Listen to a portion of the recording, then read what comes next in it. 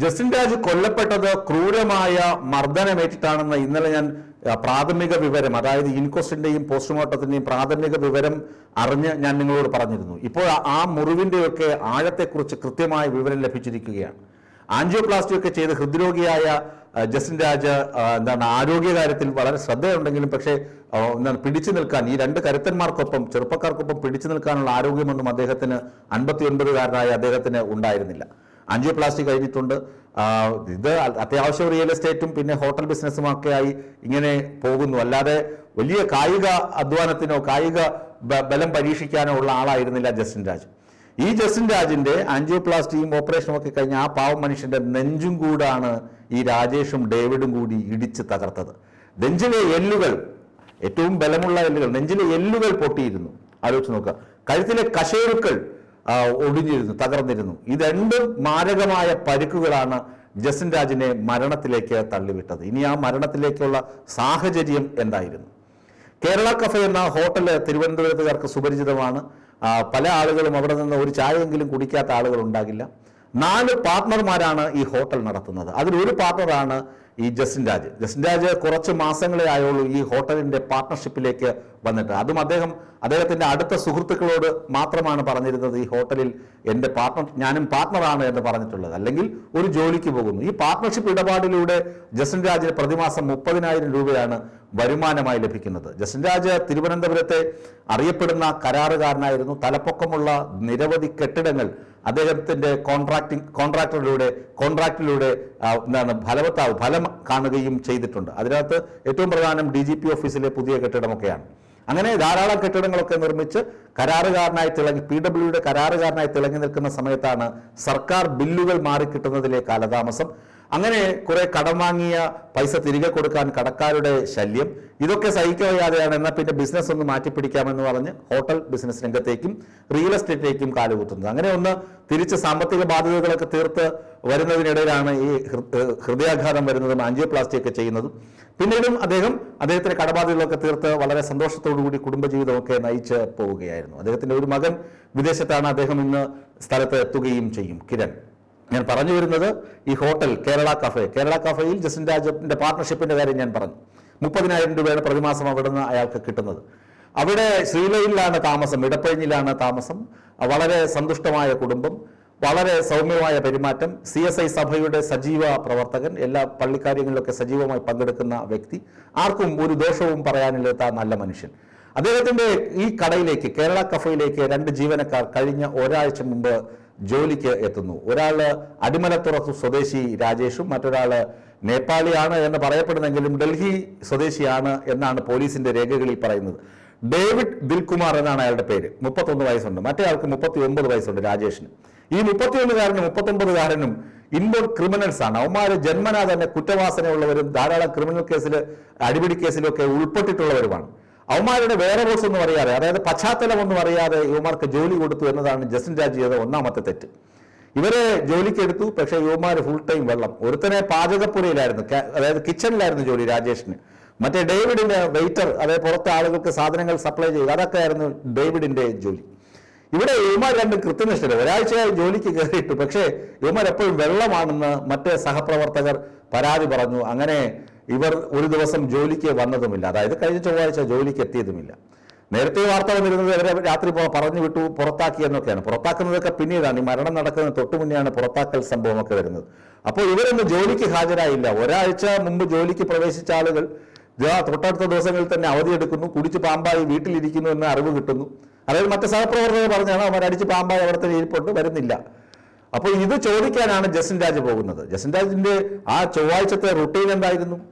ചൊവ്വാഴ്ച രാവിലെ അദ്ദേഹം 5 മണിക്ക് വന്ന കട തുറന്നിട്ട് സ്റ്റാൻലി, അദ്ദേഹത്തിന്റെ സുഹൃത്താണ്, സ്റ്റാൻലിയുടെ സ്കൂട്ടറിൽ റിയൽ എസ്റ്റേറ്റ് ബിസിനസ് ഒക്കെ നോക്കാൻ വേണ്ടി രാവിലെ ഒന്ന് പുറത്തേക്ക് പോയി. തിരികെ വരുമ്പോഴും ഈ പാചകക്കാരനും വന്നിട്ടില്ല, വെയിറ്ററും വന്നിട്ടില്ല. അതെന്താടാ അപ്പോൾ കാര്യമെന്ന് തിരക്കുമ്പോഴാണ് കള്ളടിച്ച് വീട്ടിലിരിക്കുന്ന കാര്യം അറിയുന്നത്. എന്നാൽ പിന്നെ അവിടെ പോയി ഒന്ന് തിരക്കാം, അവന്മാര് എന്താണ് ചെയ്യുന്നത് നോക്കട്ടെ, അവന്മാർ രണ്ടിലൊന്നും അറിഞ്ഞിട്ട് തന്നെ കാര്യം എന്ന് സ്വതസിദ്ധമായ ഒരു ഹോട്ടൽ മാനേജർക്കോ ഹോട്ടൽ മുതലാളിക്കോ തോന്നുന്ന പോലെ, സാധാരണഗതിയിൽ തോന്നുന്ന പോലെ പോയി നോക്കാം. വീട് വാടകയ്ക്ക് എടുത്ത് കൊടുത്തിട്ടുണ്ട്, ഭക്ഷണം കൊടുക്കുന്നുണ്ട്. അപ്പോൾ അവർക്ക് വന്ന് ജോലി ചെയ്താൽ എന്താണ് കുഴപ്പം? ശമ്പളവും കൊടുക്കുന്നുണ്ട്. അങ്ങനെ അത് ചോദിക്കാനാണ് ഇടപ്പഴിഞ്ഞിയിലെ ഈ തൊഴിലാളികൾ താമസിക്കുന്ന വാടക വീട്ടിലേക്ക് ഈ ജസ്റ്റിൻ രാജ ഒറ്റയ്ക്ക് പോകുന്നത്. എന്നാൽ പോകുന്ന കൂട്ടത്തിൽ ആ സ്റ്റാൻലിയെ കൂടി വിളിച്ചിരുന്നുവെങ്കിൽ ഇത് സംഭവിക്കില്ലായിരുന്നു. സ്റ്റാൻലിയെ വിളിച്ചതുമില്ല. സ്റ്റാൻലിയോട് പറഞ്ഞു കടയിൽ വെയിറ്റ് ചെയ്യൂ, ഞാനൊന്ന് പോയിട്ട് വരാം. അങ്ങനെ പെട്ടെന്ന് ഇതാ വരുന്നു എന്ന് പറഞ്ഞ് സ്കൂട്ടർ എടുത്ത് അങ്ങോട്ടേക്ക് ചെല്ലുന്നു. അങ്ങോട്ടേക്ക് ചെല്ലുമ്പോൾ കാണുന്ന കാഴ്ച എന്താണ്? പുകിലാണ്. അവിടെ ഈ രാജേഷും ഡേവിഡും അടിച്ച് പാമ്പായിരിക്കുകയാണ്, കുടിച്ച് പാമ്പ്. വന്ന ഉടനെ പറഞ്ഞു നിങ്ങളുടെ സ്ഥാപനത്തിൽ ഞങ്ങൾ ജോലിക്കില്ല, ആനയാണ് ചേനയാണെന്നൊക്കെ പറഞ്ഞ് വാക്കേറ്റം. ജസ്റ്റിൻ രാജ് പറഞ്ഞു എന്നാലൊരു കാര്യം ചെയ്യും, നിങ്ങൾ വീട് വിട്ടിറങ്ങും, നിങ്ങൾ ഇനി ജോലിക്ക് വരണ്ട, നിങ്ങൾ വീട് ഉപേക്ഷിച്ചിട്ട് നിങ്ങൾ വേറെ എവിടെയെങ്കിലും പോയിരുന്ന് കുടിക്കും, ഇവിടെ പറ്റില്ല ഇതൊന്നും. സ്വാഭാവികമല്ലേ, ഞാനാണെങ്കിലും നിങ്ങളാണെങ്കിലും ഇത് തന്നെ പറയില്ലേ. പക്ഷേ രാജേഷ് എന്ത് ചെയ്തു? ആദ്യം തന്നെ ചവിട്ടി നിലത്തിട്ടു.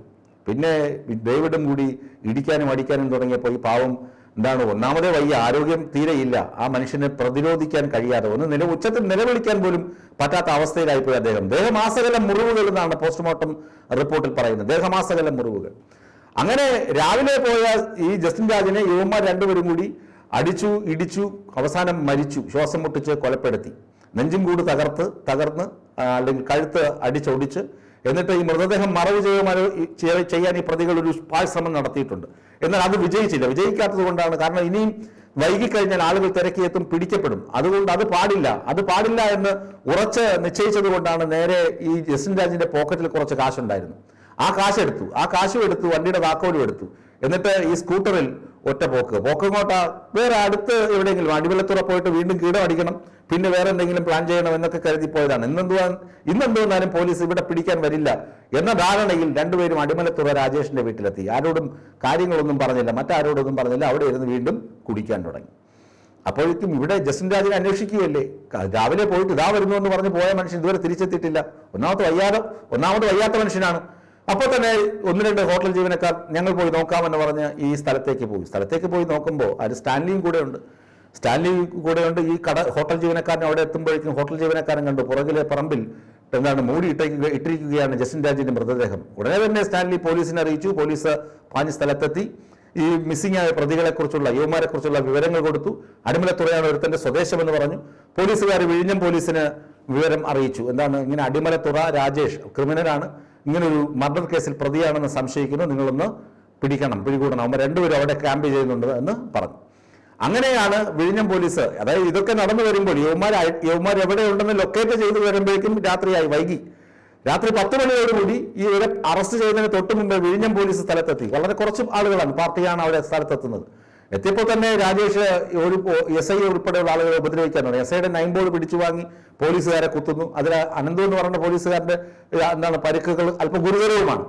4 പേരെ ആക്രമിക്കുന്നു, 4 പേരെ ചെറുത്തു നിൽക്കുകയാണ് രാജേഷ്. മദ്യത്തിന്റെ ബലത്തിലായിരിക്കാം ചെറുത്തു നിൽക്കുന്നു. പിന്നീട് സർക്കിൾ ഇൻസ്പെക്ടർ ഉൾപ്പെടെയുള്ള ആളുകൾ സ്ഥലത്തെത്തി ഇവനെ കീഴ്പ്പെടുത്തി. ഇവനെ അവിടെ നിന്ന് കിട്ടിയ ഒരു തുണി കൊണ്ട് തന്നെ കെട്ടിപ്പൂട്ടി വണ്ടിക്കകത്തിട്ട്, എന്നിട്ട് വീടിനകത്ത് പരിശോധിച്ചപ്പോൾ മറ്റവൻ ഹിന്ദിക്കാരൻ അനകത്ത് പേടിച്ച് വിറച്ച് കബോർഡിനകത്ത് ഒളിച്ചിരിക്കുകയാണ്. അവനെയും പൊക്കി അകത്താക്കി. എന്നിട്ട് ചോദിച്ചു എന്താ കാരണമെന്ന് ചോദിച്ചപ്പോഴാണ് ഞങ്ങളെ ജോലിയിൽ നിന്ന് പിരിച്ചുവിട്ടു, അതിലുള്ള വൈരാഗ്യമാണെന്ന്. യുവമാർ കാണിച്ച തരവഴിയൊക്കെ നിങ്ങൾ കണ്ടല്ലോ. കുടിച്ചു പൂസായി ഒരാഴ്ച മുമ്പ് ജോലി കിട്ടിയ സ്ഥാപനത്തിൽ ചെന്ന് കുടിച്ചു പൂസായി ജോലിക്കും പോകുന്നില്ല, അവർ കൊടുത്ത താമസ സ്ഥലത്തിൽ നിന്ന് മദ്യപിക്കുന്നു, അത് ചോദിക്കാനെത്തിയ ഉടമയെ തല്ലിക്കൊല്ലുകയും ചെയ്യുന്നു. പിന്നെ ഇവരുടെ ജോലിയിൽ നിന്ന് പറഞ്ഞു വിട്ടു എന്ന് പറയുന്നത് വലിയ സംഭവമൊന്നുമല്ല. അങ്ങനെയാണ് പ്രതികളെ പിടികൂടിയത്. ഞാൻ പറഞ്ഞു വന്നത് ജസ്റ്റിൻ രാജ് എന്ന സൗമ്യനും സരസനും ആളുകളോട് നന്നായി ഇടപെടുകയും ചെയ്ത വലിയൊരു കരാറുകാരൻ സാമ്പത്തിക ബാധ്യത വന്നപ്പോൾ ഹോട്ടൽ ബിസിനസ്സിലേക്ക് വന്നു. അവിടെ നിന്ന് അദ്ദേഹം ജീവനക്കാരെ തേടിപ്പോയതാണ്. ആ ജീവനക്കാരുടെ കൈകൊണ്ട് അദ്ദേഹത്തിന് മരിക്കേണ്ടിയും വരുന്നു. വലിയ ക്രൂരമായ അവസ്ഥയായി പോയി തിരുവനന്തപുരം സാക്ഷ്യം വഹിച്ച ജസ്റ്റിൻ രാജ് കൊലപാതകം.